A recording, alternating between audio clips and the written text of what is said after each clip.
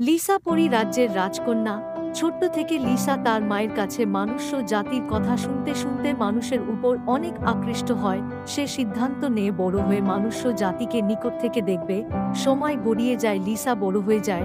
এরপর একদিন লিসা পরীর রাজ্য থেকে নেমে আসে পৃথিবীতে। লিসা পৃথিবীতে আসে তার অদৃশ্য দরজা দিয়ে বেরিয়ে। লিসা শহরের জনবহুল এলাকায় এসে পৌঁছায়। সে যেমনটি শুনেছিল তার মায়ের কাছে, দেখল মানুষ তেমন নেই। মানুষ দিশেহারা হয়ে শুধু ছুটতে, সবাই ব্যস্ত। লিসা দেখতে পায় একটি বাচ্চা রাস্তা পারাপার হতে গিয়ে গাড়ির সামনে চলে আসে। একটু হলেই সে চাপা পড়ে। এক মুহূর্তের মধ্যে লিসা বাচ্চাটাকে বাঁচিয়ে নেয়। এরপর লিসা রাস্তার পাশে দাঁড়িয়ে এক বৃদ্ধা মহিলা দেখতে পায়, যে কিনা মানুষের কাছে সাহায্য প্রার্থনা করছিল, কিন্তু কেউ তাকে সাহায্য করার জন্য এগিয়ে আসেনি। লিসা এগিয়ে যায়, বৃদ্ধাকে কিছু খাবার ও পানীয় দিয়ে সাহায্য করে।